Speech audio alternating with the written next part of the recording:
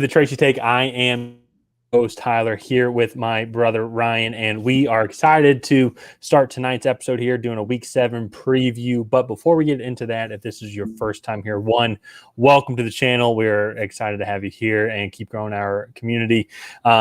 Subscribe to this channel if you are new. Like this video and share this video with your friends and and you can also follow us on Twitter at _Tracy_Take.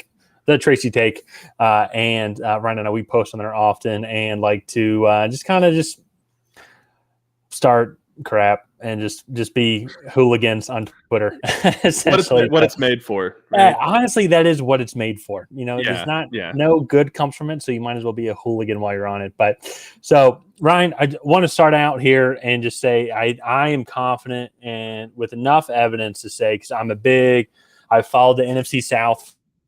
Remember, as a big Falcons fan, and can confidently say with all the evidence so far presented that Christian McCaffrey was the reason the Panthers have not made the playoffs in decades. So so he was clearly the reason why that team was struggling.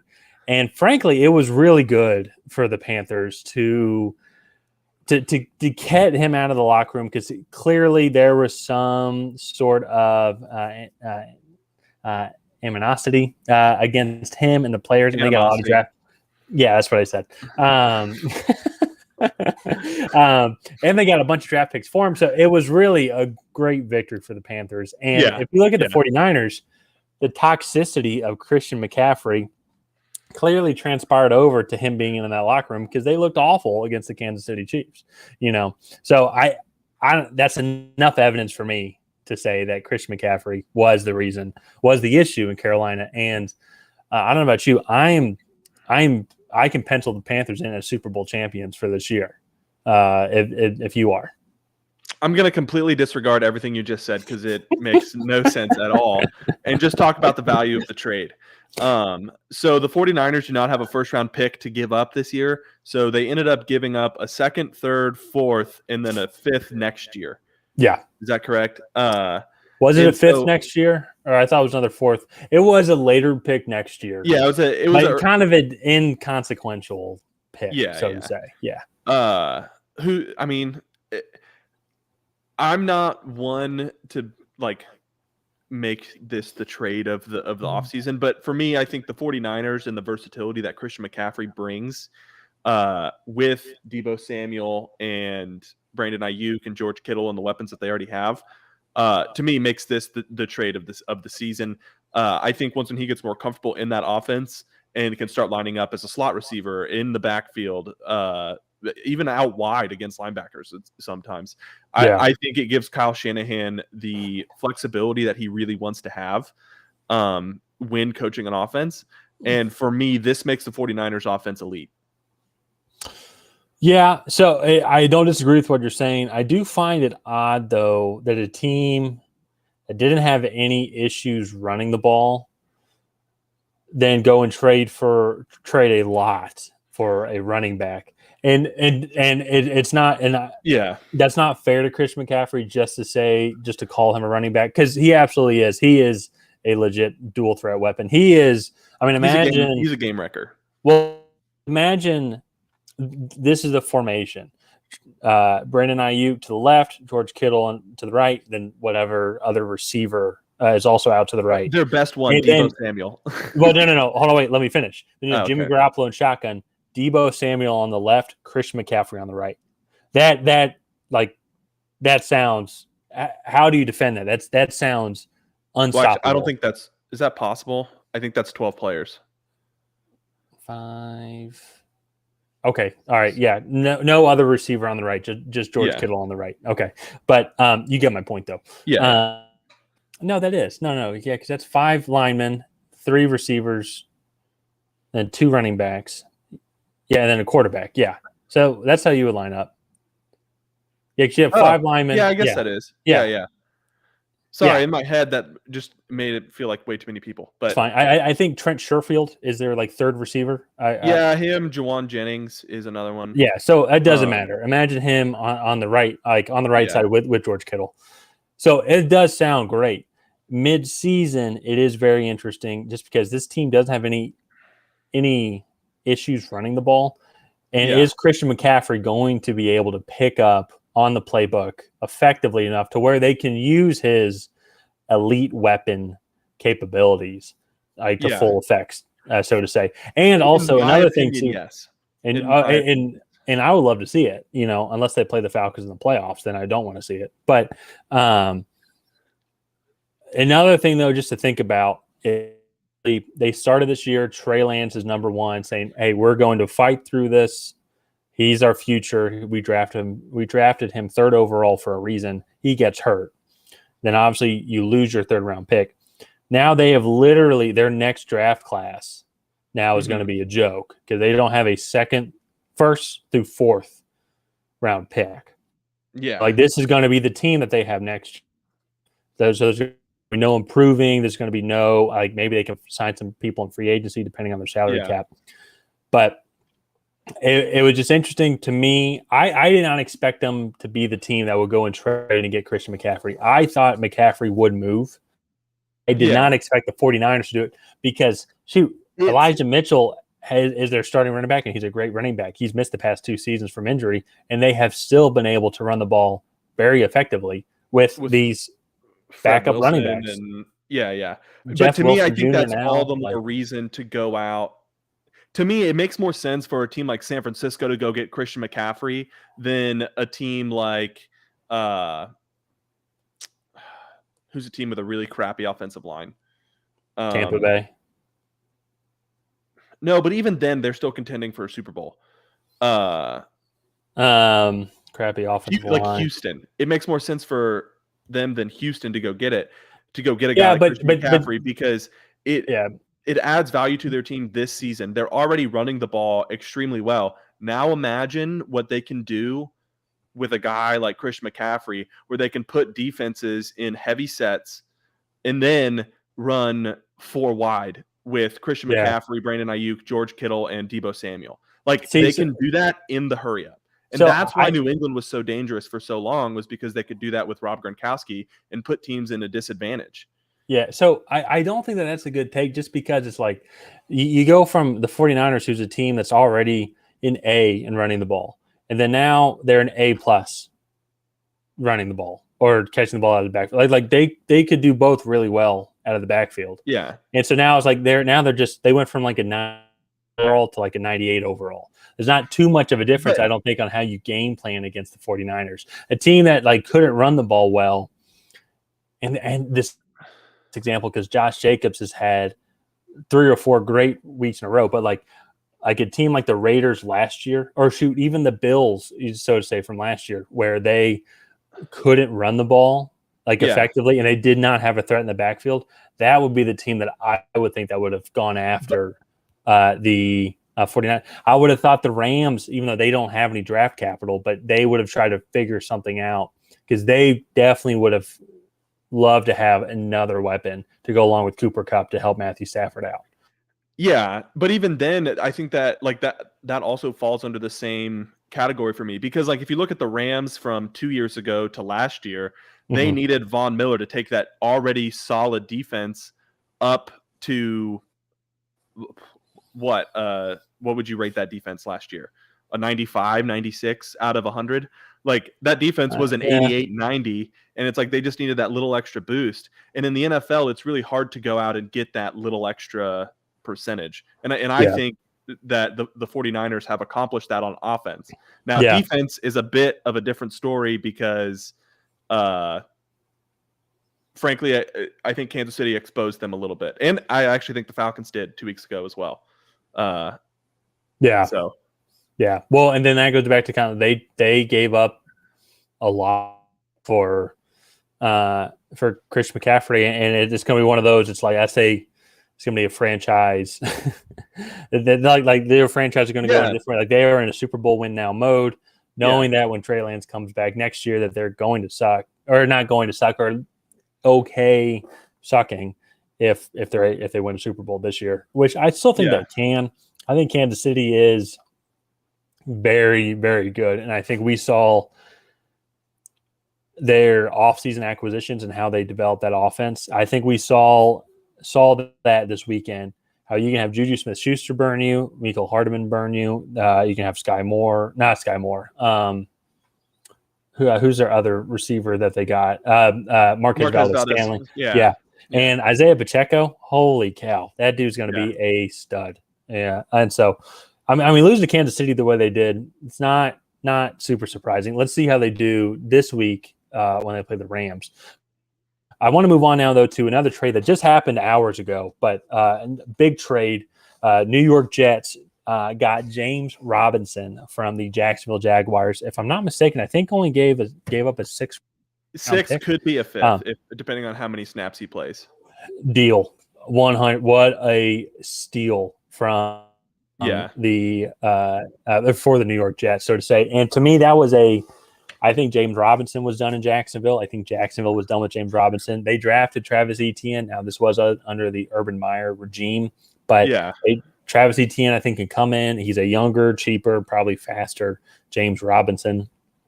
And so, and Jacksonville has some good things going, but I think it's probably good. Let's get rid of this old regime. Not saying that James Robinson's old. He's only 24. Like, he's not that old. No, he's not old at all. He's only had 3 seasons in the NFL. Yeah. But then the Jets now, they're kind of going all in. They're 5-2, and I think that I think this can help out. And the reason why they did this is because Breece Hall, their star rookie running back, is out with an ACL injury. He's done for the rest of the year, and he'll be coming back hopefully should be back by beginning of season next year. But you look at this Jets team, though, look at the AFC East, and you're watching your Patriots play right now. But they look terrible right now. Well, and it's probably they're the worst team probably in the AFC East. The Jets don't look horrible. That defense looks really good. They're struggling. They need to get a little bit better passing the ball offensively. Yeah, running the ball, they have not had an issue. And I think Michael Carter can come in. Well, they drafted him. I think he'll be fine. I think James Robinson can come in and be fine running the ball. Yeah. Passing the ball, they have had some issues, especially with Zach Wilson. Honestly, just looking stats-wise, of course, this is just stats, but they seem like they almost throw the ball better under Joe Flacco. That offense seems more dynamic under Joe Flacco. They also had to more. So he got more opportunities and gotten a better rhythm. With Zach Wilson, I think they're still kind of working him back. So it'll be interesting. That's fair. So I just see him on my Dynasty Fantasy League, Zach Wilson on the bench. He's only getting like 7 fantasy points from my end. But the Jets, though, what looks scary for the Jets is that defense. And so I think the fact for them to go, it was important for them to go and get an elite running back like James Robinson to come in, fill that void, still have that running back by committee between James Robinson and Michael Carter. So then they can keep that balance on offense where Zach Wilson doesn't have to shoulder the load constantly. And especially there's some issues internally, sounds like, with the receivers, with Elijah Moore wanting to be traded. But then they do still have a bunch of weapons. I think they're all just young. You get Elijah Moore, as I said, Garrett Wilson, Tyler Conklin's a little bit younger. You got Corey Davis, who's a veteran, but I mean, he's a number 3, number 4 receiver on that team now, it seems. And so a lot of good pieces going on for the Jets. And I think that this Jets team is going to make the playoffs. I really do. And you go look at their division, like you're watching the Patriots play right now, and they're playing next week. Actually, the Patriots and the Jets at New York. I guess I think the Jets are just playing more consistent football than the Patriots. Yes and no. I think the Jets defense is better. However, I think the Patriots offense matches up better with the Jets defense, and the Jets offense matches up with the Patriots defense. Okay. Just because New England's whole thing is they're going to throw your offense out of rhythm. And granted, they have not been able to stop Justin Fields and running the ball with literally a high school play. But they do what they have to do to take away offensive strengths most of the time. And I feel like the Jets, they'll be able to make Zach Wilson have to shoulder the load a little bit more, at least. Okay. Than what he has in the past. Well, and that's the big test for me for the Jets is can they hurt teams throwing the ball, essentially? Because now it seems like kind of the playbook's out. It's like we're going to put 8 guys in the box. Zach, you're going to have it over us, essentially. You're going to have to beat us with your arm. And that was the thing last year with his rookie season is he threw a lot of interceptions, but he learned a lot from that. So we'll just have to see. Especially against the Patriots, Bill was able to throw a lot of schemes at him that confused him. So I think that it is likely he will be able to somewhat do that again. So.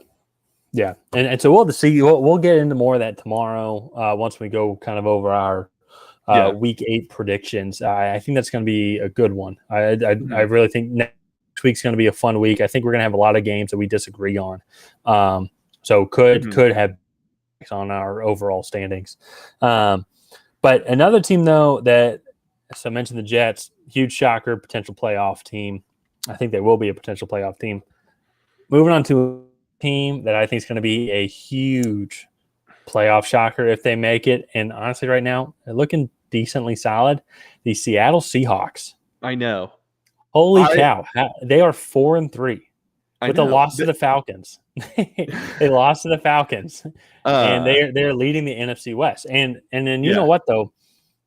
Cardinals suck. Yeah, they beat the Saints just because they got the DeAndre Hopkins back. The Cardinals should not have won that game. If it wasn't for 2 pick sixes, like they would have lost that game. Because it's a huge momentum shifter. Then they only scored, I think the Saints scored 24 points in the second half, while the Cardinals only scored 7, maybe 14 or something like that. But the Saints, I think, are the better team between those two. Really lucky. The Cardinals, in my opinion. Rams are very one-dimensional. You got Cooper Kupp, and then you got Aaron Donald on defense. Outside of that, like that is Jalen Ramsey's having a bad season. Jalen Ramsey sucks. And Niners, they made this trade. The Niners are the biggest competition. But even then, though, you go and look at the Seahawks right now, they're 4-3.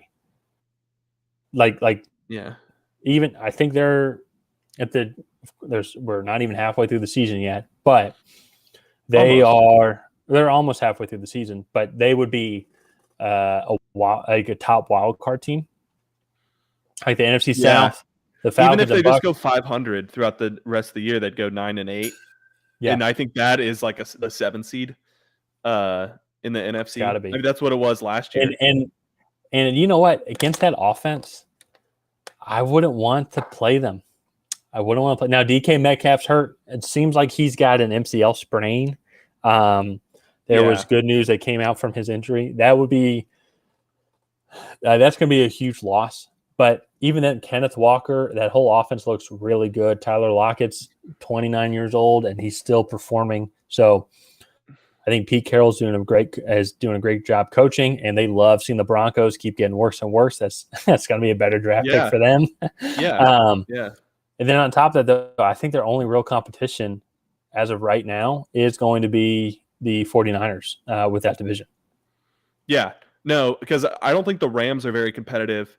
They're like you said, they're very one-dimensional, and I somewhat like the matchup that the Seahawks present because they're going to force LA to have to put up points because that offense is rolling fairly well under Geno Smith, which I never thought I would say ever again. But I never thought I'd say that about the Seahawks offense in general this year. Didn't matter who the quarterback was. I just did a thing. And supposedly, too, from reports, I don't know if this is just Pete Carroll saying this stuff just to make sure Geno Smith doesn't lose his edge. But supposedly, Drew Lock is right behind him. Supposedly, it's very competitive in the quarterback room. So, if Geno Smith falls off, who knows kind of how much of a drop-off that would be for that team, you know? Yeah. So, that's just crazy to think about. I've seen Drew Lock play.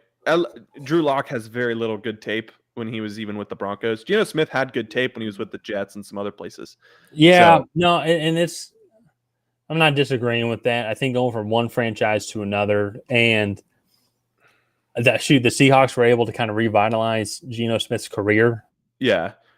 Who's to say they wouldn't be able to do that with Drew Lock? I'm not saying Drew Lock should come over and take over Geno Smith. I meant that by, let's say Geno Smith gets hurt, it seems like Drew Lock can come in and have similar production, so to say. So yeah. Sounds like the I wasn't Bears. rolling my eyes at you. Yeah, the Bears just got a sack on a complete breakdown by the Patriots. Nice. Yeah. Nice. But yeah, for me, I still want to see more of the Seahawks. I think they've gotten a little lucky in some of their wins. But I don't know. Right now, they're playing really well. The offense looks good. It's one of the top offenses in the NFL, actually. Mm-hmm. And it's just a little crazy to think about. So yeah, it's who would have thought that at this point in the season, who would have thunk it? Who would have thunk it at this point in the season in the NFC, you'd have Seattle winning the NFC West as a top seed, or as one of the top seeds, Minnesota leading the NFC North, Atlanta is tied with Tampa Bay with a below 500 record in the NFC South, and Philadelphia was undefeated leading the division. The only thing that makes sense to me is that Philadelphia would be undefeated. That's the only one that I could be like, they looked good. No way. Last year. They were improving. They traded for AJ Brown. Like that makes sense. The others, no way. Yeah, I would have thought maybe Minnesota was tied with Green Bay for the division lead at 4-2 or 5-1. No way would I have thought that the Vikings had a 2.5 game lead coming out of their bye over the Green Bay Packers. And the Packers look awful. Absolutely awful. Or Taylor is a god. Like those are the only two things that make sense in this universe. Mm-hmm. Yeah. So the NFC is absolutely wild. The AFC is the AFC as wild as the NFC? Because I think things are kind of falling into place. There's the Bills and the Chiefs, and then a bunch of mediocre teams. Yeah, but even then, though, you go look at it like with the AFC South, the Colts, much better team on paper, struggle for some reason. They're starting. Matt Ryan has been benched going in their grudge match against Carson Wentz, who is on IR, and the Washington Commanders next week. Sam Eilinger is going to be starting with the Colts. That's how messed up things are in Indianapolis. The Titans, who I live in Nashville, I see this stuff all the time, and I look at it. I don't think this team is that good on paper, and yet they keep winning. I don't know why. Like they just kind of win these dirty games. And then you have the Bills who are expected to win that division. Chiefs are doing what they're doing. Mm-hmm. And the Chiefs are getting some help. If I want to talk about the AFC West for a second. Yeah. Because we talked about the Seahawks and they're 4-3. Let's talk about how unlucky the Chargers have been. Some of their losses have been from Brandon Staley's doing, which I totally blame him on. But you go and look, they have they lose Mike Williams and J.C. Jackson in this game. I hope to God it's only like a patellar tendon tear or something like that. I mean that's a bad injury. That's a bad injury, but it's not as bad as a quadricep, a full quad tear, because they had to put an air cast on his leg, and they don't do that for just ACL or MCL tears. So they had to put a whole. It's a torn patellar. The reports came out. It's a torn patellar. Yeah, I saw that on Monday night. Oh, okay. I haven't seen that yet. Yeah, okay. Well, that's not. I mean, it's pretty bad. That's pretty bad. But I was thinking of when I was hearing some reports that it potentially could be a torn quad, like a ruptured quad, and that would be potentially career ending. I mean, I'm not a doctor, but that sounds way worse. That sounds way worse than the patellar tendon. The torn quad or quadriceps tendon, it's like a patellar. Your patellar tendon is your patella bone is your kneecap, right? Yeah. Your patellar tendon connects down to your tibia in the front of your shin. Okay. And your quadriceps tendon connects to your quad muscle from the top of the patella. So yes, tearing the quadriceps tendon is worse. But from what I've read, tearing a patella is, if quadricep tendon is Number 1, Patella's 10 number out of 2. 10. Patella's like 8.5 out of 10. Yeah, so that's what there's. We've mentioned him a lot, but I watched the video from the YouTube channel Brian Sutter, MD, and he talked about that, and he was saying, like, you don't just put an air cast on a leg for an ACL tear. So, and it doesn't look like he broke any bones. Doesn't look like so this to me was red flag that this is a more serious injury. And so hopefully I'm hoping he's able to come back by the beginning of next season. But moving on though, is like if you look at the Chargers, they have lost Corey Linsley. It's Corey Linsley, right? Corey Linsley. Yeah, Corey Linsley. He should be back this season, but then they lost. Keenan Allen's been out since week 1 with hamstring injuries. Mike Williams is now out with a high ankle sprain. He's going to be out for 2 to 5 weeks, probably going to be 5 weeks. That injury looked awful. Rashawn Slater, their star left tackle's out. They have had Nick Bosa, Nick or Joey? Joey, yeah. Yeah, Joey's out, I think, until week 10, week 11. So absolutely just been decimated with injuries. And it's really showing with their team because they look awful. And kind of coming back full circle, this is only helping out the Kansas City Chiefs with that division because they're the team that could really contend with Kansas City. Because Vegas is looking a little bit better. I think they're going to find their stride and contend for a wild card, not the division. And the Broncos suck. Broncos are absolutely awful. They gave up a first-round draft pick for Russell Wilson's performance this year. So they're not going to be good this year unless they figure some stuff out. So, but the AFC is kind of falling into place, like how we kind of talked about. You're going to have the Bills and Chiefs, and then you're going to have 10 teams fighting for 3 spots. Yeah, the AFC North, that's one, not tonight. I kind of want to see a couple weeks from now and kind of see where everything plays out because the Bengals looked really good, but that was also against the Falcons secondary that estimated with injuries. Not making excuses. The Bengals would have won that game in general, but let's see them do that same. See Joe Burrow throw for 4 touchdowns against the Ravens, against the Browns on Monday night.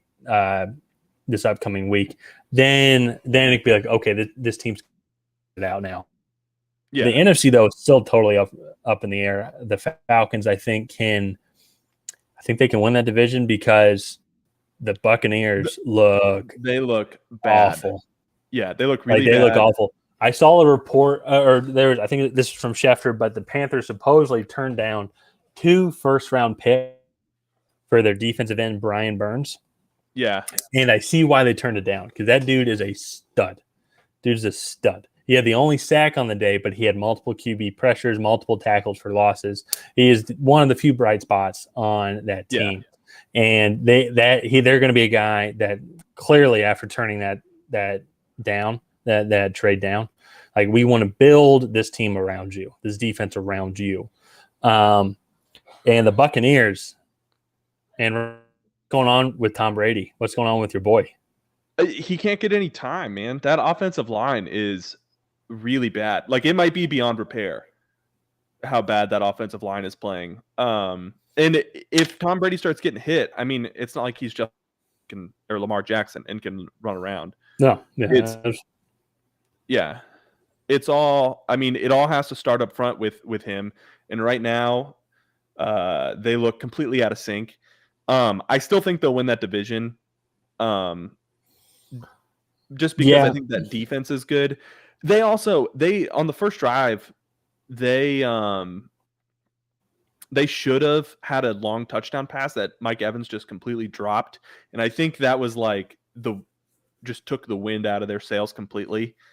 That's they just never like yeah, you have a drop touchdown pass. That doesn't mean that all right, guys, let's pack it up. Let's only put 3 points on the board the whole game. Like mentally, they came out and mentally, I think that there was like a switch. It was they just had no energy. Deep shots after that looked very minimal. Receivers weren't even like getting any separation. And it's not like Carolina has these stud corners. Actually, they do have some decent corners, but nothing like Mike Evans, Chris Godwin should be able to get open.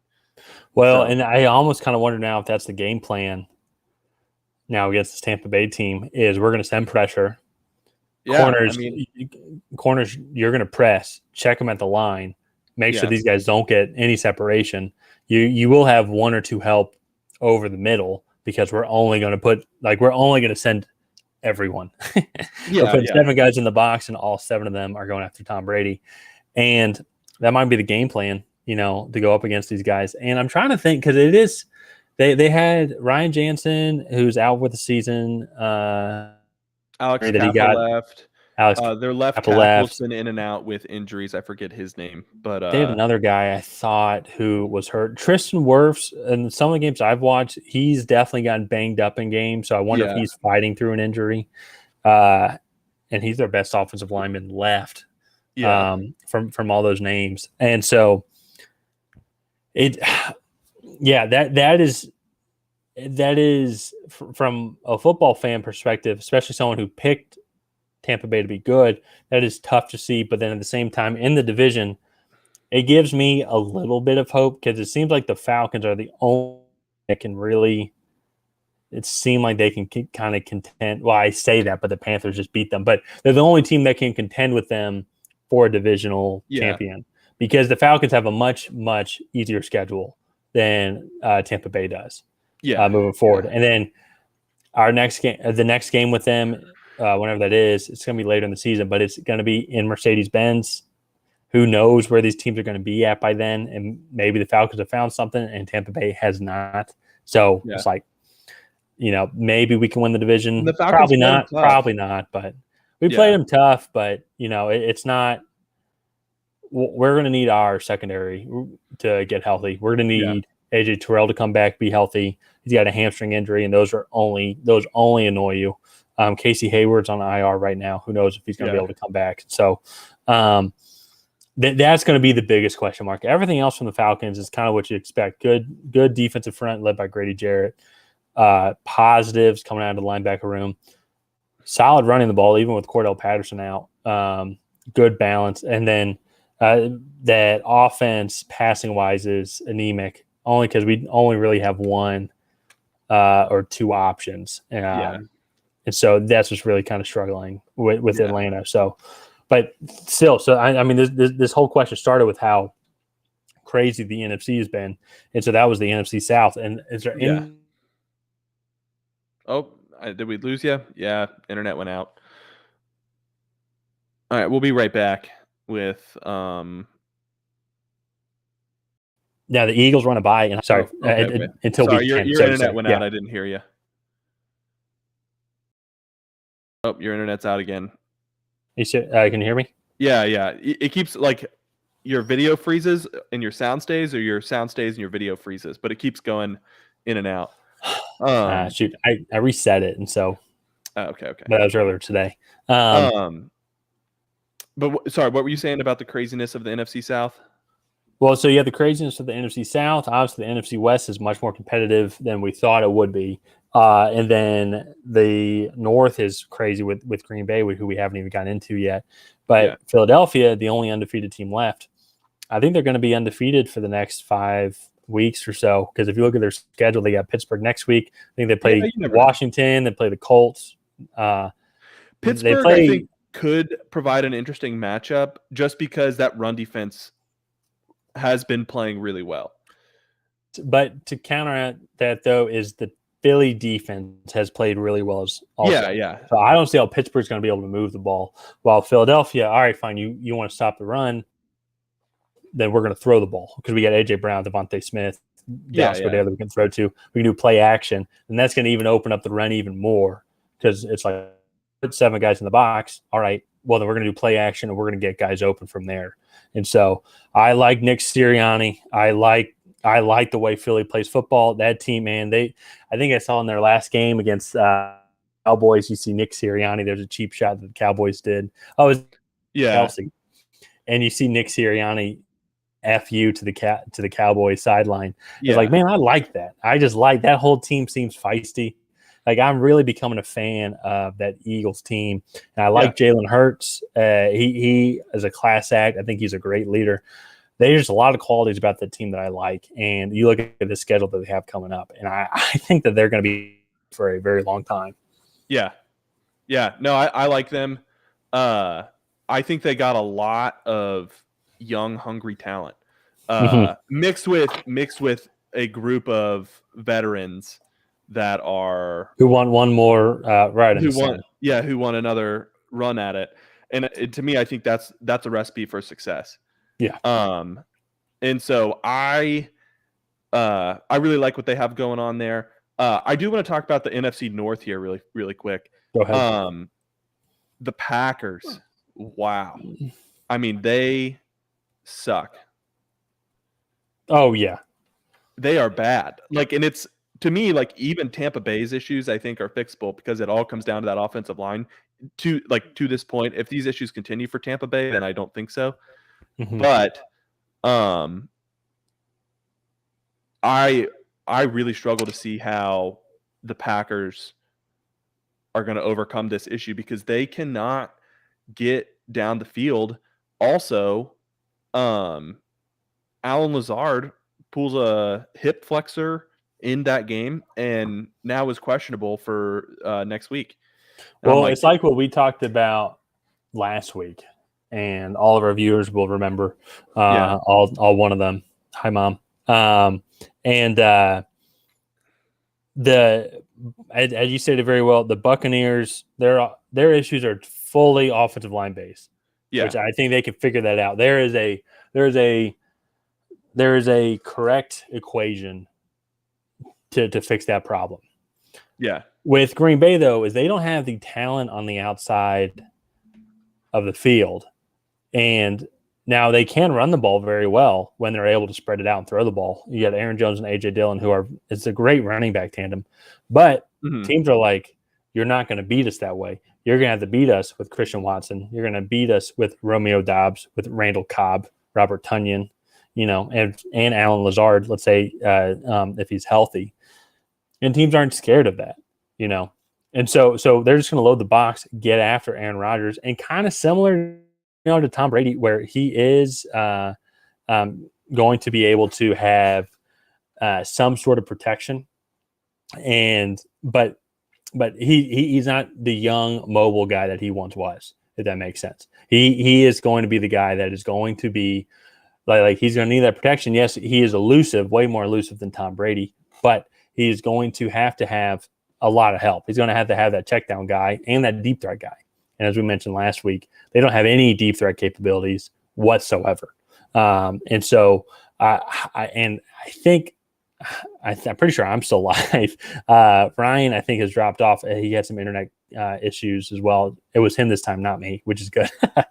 So I'll have to give him some shit on that. But with the Packers, though, from the outside looking in, they screwed themselves, it looks like, from the offseason. Devontae Adams was an integral part of that piece. Understand it was maybe time to move on, and they got a lot of pieces for it, but they needed to get and develop these weapons years and years ago without kind of any concern or without having this issue now. They could have avoided this issue. But, I mean, you're now relying on two rookies. A running back. Hey, how's it going? It's going good. I can hear you. Yeah. Sorry, I'm having connection issues now too. I think there's too many people on the Wi-Fi. Oh yeah, you have the in-laws out. Let's see. I hope I went on it. I went on a great rant about. Oh really? Oh, that's awesome. Oh, I'd love to see it. But sorry, that's not on my news, current events wise. But we were talking about Green Bay, and I kind of started talking about how the Packers hurt themselves a long time ago.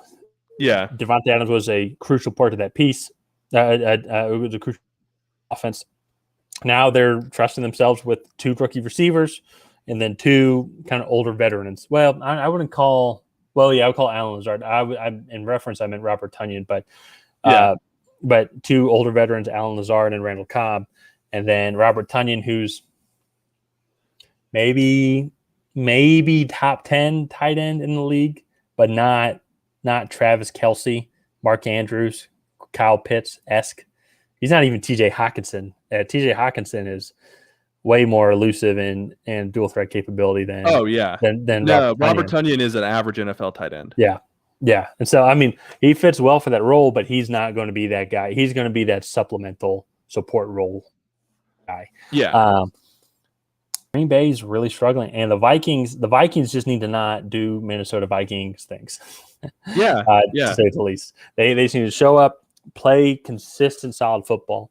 Well, what I've seen from the Vikings in the past is they'll go up against game, and now they beat the Lions, so to say, when they did play them.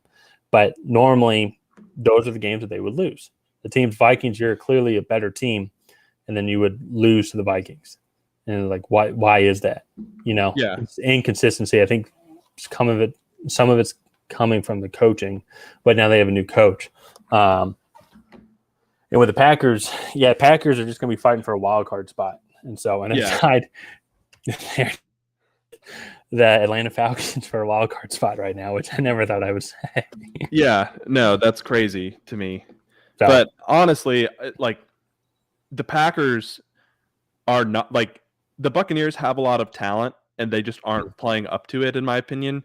And they're being held back by that offensive line. And again, what I said last week, the Packers have a lack of talent. And that is a lot harder to overcome, even with a Hall of Fame quarterback like Aaron Rodgers. Yeah. Let's jump into the Thursday night game. The Tampa Bay Buccaneers hosting the Baltimore Ravens.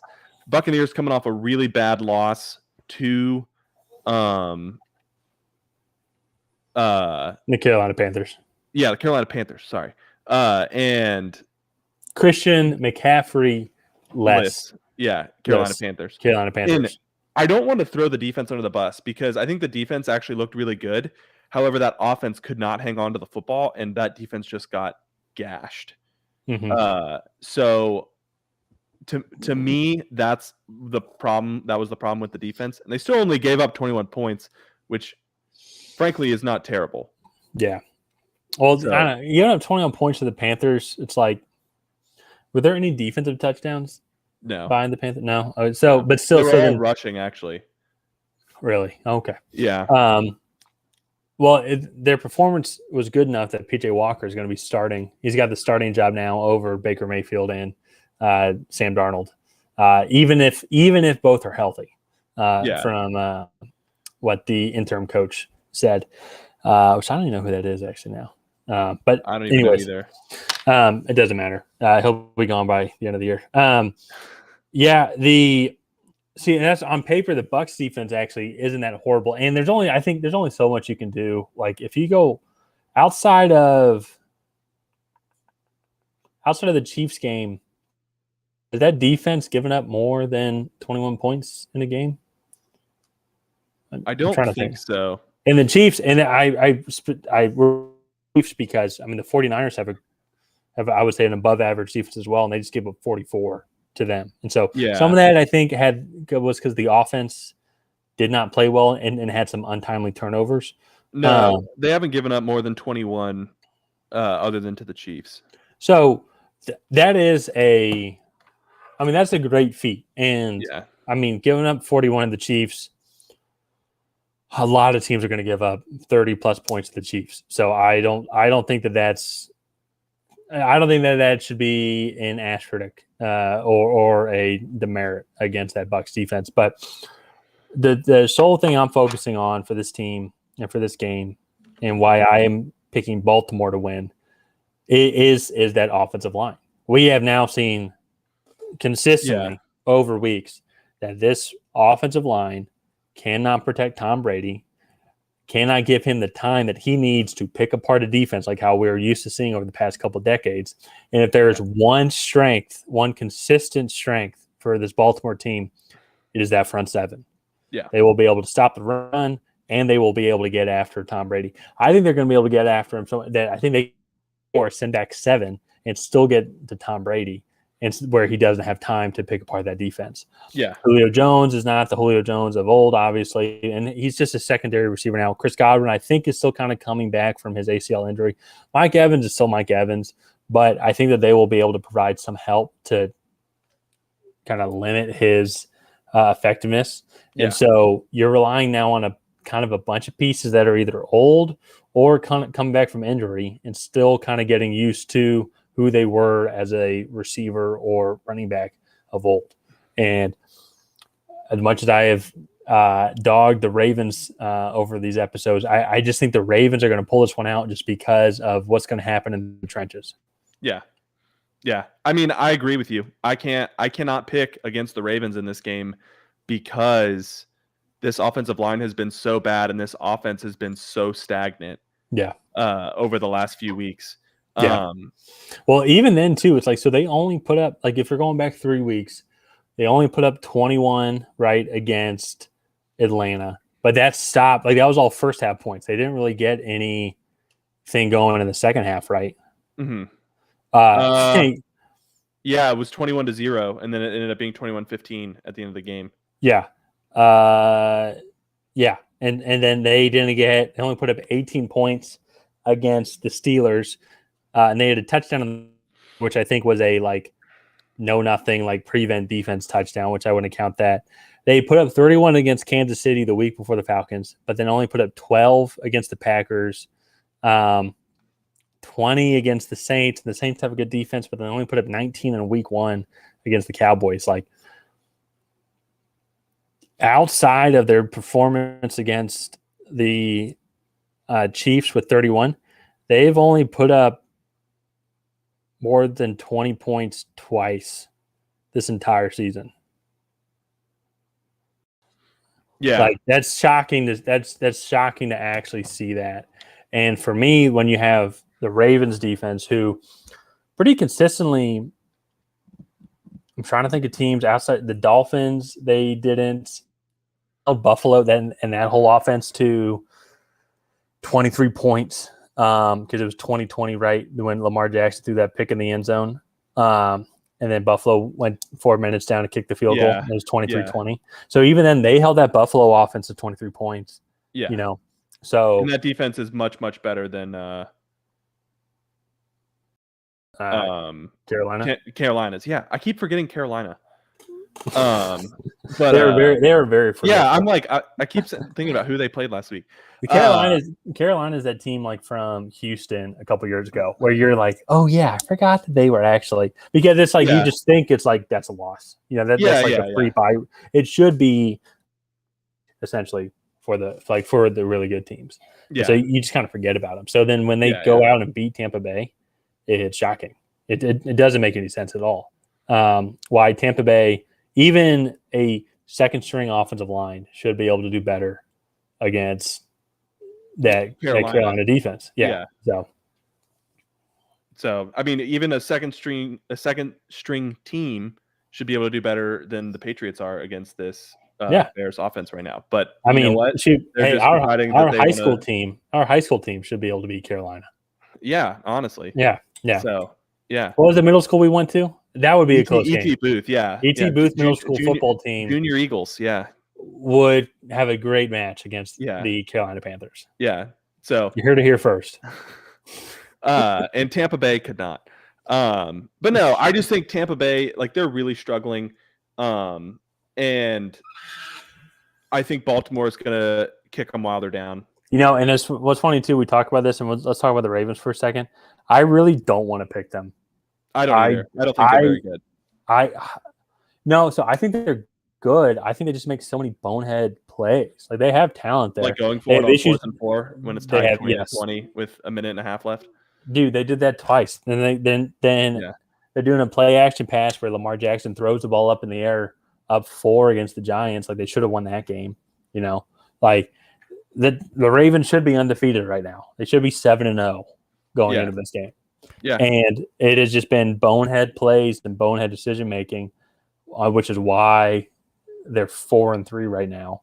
I think, are they tied? They're tied with Cincinnati technically in record. I think they have the edge as of right now. but I mean, it's so early on. But I don't want to pick. I don't really want to pick Baltimore, but their strengths over these past couple of weeks are so much better than and match up really well against Tampa Bay. Yeah. No, they do. And that's my final pick. I think Baltimore wins probably like 34-20. Yeah. And Tampa Bay probably gets a couple late scores, I think, to make it 34-20. Yeah. Motherfucker. My apologies. Yeah, I'm not sorry about it. Are the Bears winning? 33-14. No way. Who scored? David Montgomery. Hey, all right. I needed. They have just manhandled the Patriots in little boy fashion. Like, it's been horrible. Jeez. Yeah, no, it's been really bad. The Patriots look bad. Yeah, I'm very surprised by that. I think a lot of us thought it would have been the other way around. I thought it because New England's been so physical. Like, they dominated the Browns in the trenches. The Browns are 4 times better than the Bears. This is very surprising that the Bears are able to come in here. To me, this has to be a trap game for the Patriots. Maybe they just were like, we'll steamroll them, we'll onto the Jets. Maybe that's what I think. This is more. This to me doesn't give any confidence to the Bears. I think this gives more maybe an indication to kind of what the Patriots actually are. Similar to the Packers and Bucs conversation that we just had. Yeah. So it's like, and Mac Jones went out, and Bailey Zappe's is he still playing? Yeah, Bailey Zappe's been playing. He's only had 2 drives this whole half, and both have been 3 and outs because he's been sacked twice. Like, were they was he holding on the ball too much, or no immediately on him? Yeah. Cole Strange got beat off a stunt on Cole Strange, your guys' first round pick? Yeah. No way. He gave up a sack? He did. He's given up. Oh my gosh.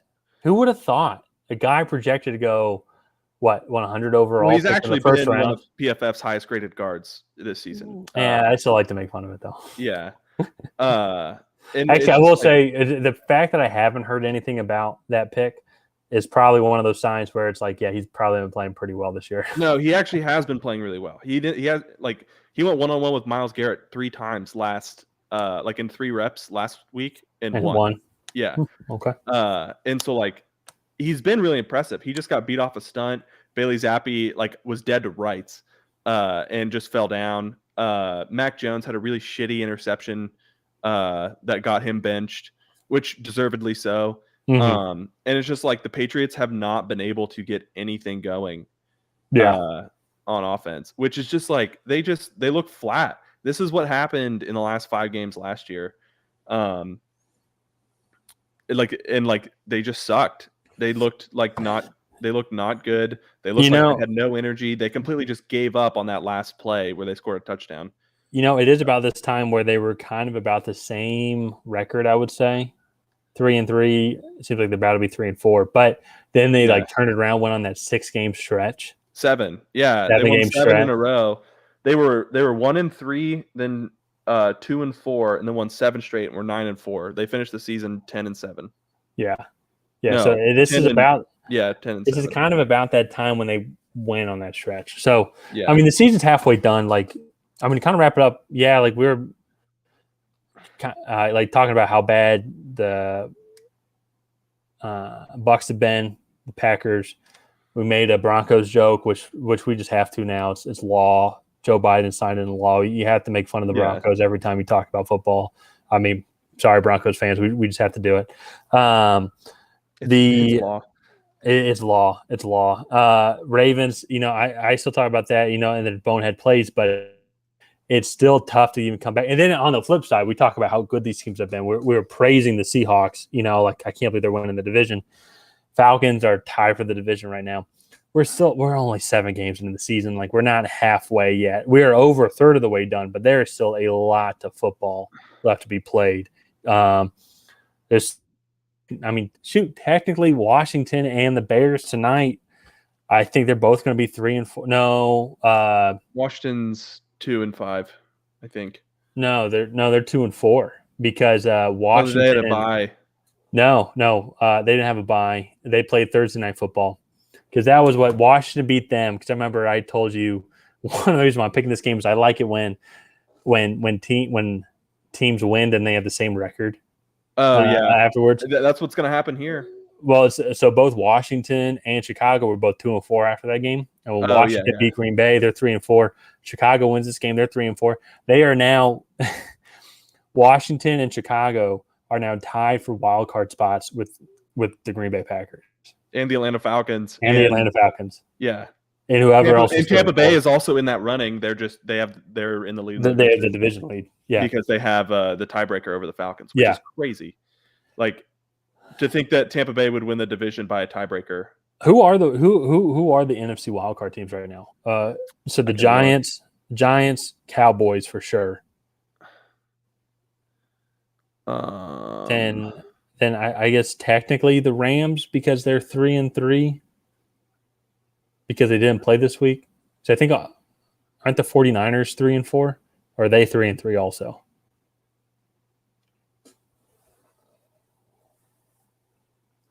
Okay, so wildcard teams: Giants, Cowboys, Rams. Yeah, Giants, Cowboys, Rams. Okay, and Rams are 3-3, and then you have a host of teams that are 3-4 beneath them. Yeah, 49ers, Falcons, Packers, Commanders, Cardinals, and about to be Bears. That's like how the AFC was last season.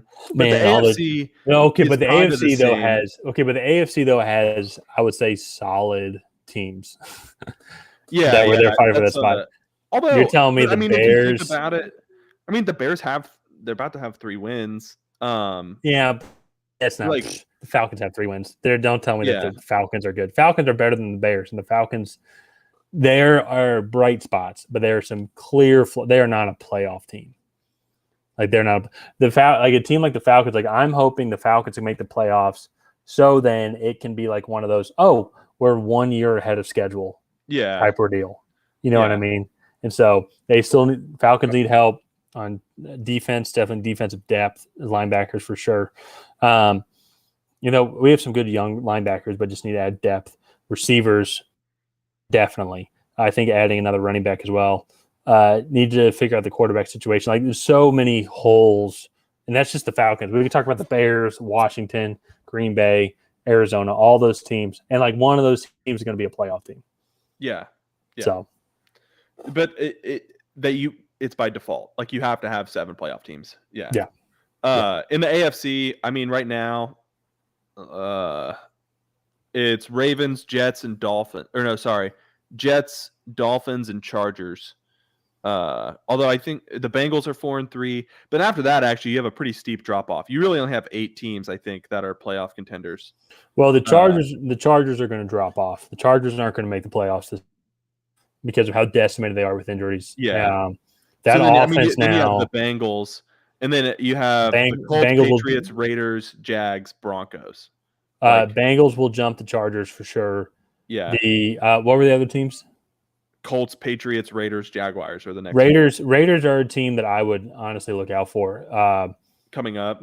Yeah, coming up. That their running game. The thing that I talked about going into the offseason, going into this was their one big issue offensively because they can obviously throw the ball. Derek Carr is one of the better quarterbacks in the league. Now you have Devontae Adams. Matt Collins has come up now. Then you have Hunter Renfrow and Darren Waller as well when Darren Waller's healthy. If not, then you have Fabian Moreau, who is a solid tight end backup. He's a Robert Tonyan-esque type tight end. Now you have Josh Jacobs, who now I think has 3 or 4 games in a row with well over 100 yards rushing, multiple touchdowns. Like he's got to be the leading rusher, I think, in the NFL. If not, he's close to it. He's got to be top 5. I don't know. Week 7 hasn't ended, so I haven't seen the NFL's posts yet. I think he had 3 touchdowns against Houston this past week. Now, of course, I know it's Houston, but still, just for a running back, 143 yards. That is now. Let's pull this up here. That is now 3 games in a row that he has had 143 yards or more. 6 touchdowns over these past 3 games. Yeah, going up against Denver, Kansas City, and then now Houston. So Houston obviously is the weakest of those two. Denver, for all of it, all their flaws that we like to make fun of, all those jeers are on the offensive side of the ball. Denver is one of the best defenses in the league. That's the only reason why these games have been close is because of their defense. Yeah. And so if the Raiders can continue this running production and they can figure stuff out offensively and their defense could just be like average at best, I think I would not want to play the Raiders in the playoffs personally. Yeah. So Patriots another bet. Yeah, and then there's a illegal blindside block, which was completely dirty on the Bears on the return. Did he deserve it? No, he did not. He just lowered his helmet right into David Andrews. Okay. I hope he's okay. I don't think he is. He hasn't moved. Oh, Jesus. Well, now I just feel bad. On that note, I think I'm going to wrap up this episode of the Tracy Take. I'm going to go drown in self-pity as the Patriots lose to, in my opinion, the worst team, one of the worst teams in the NFL. So I guess that makes us one of the worst teams in the NFL. But other than that, if you guys have not already, please go ahead and like and subscribe. We do this every Monday and Tuesday. And hit that bell notification so we can ping you guys when we go live. And other than that, we'll see you guys next time.